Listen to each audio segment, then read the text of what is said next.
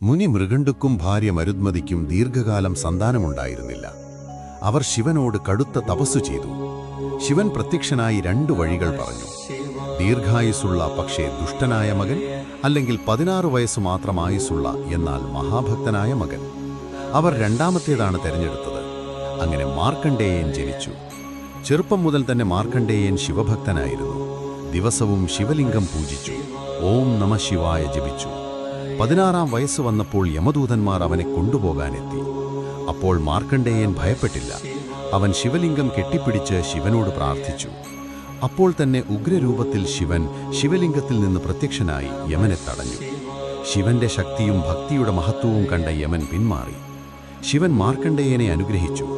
നീ ചിരഞ്ജീവിയായിരിക്കും.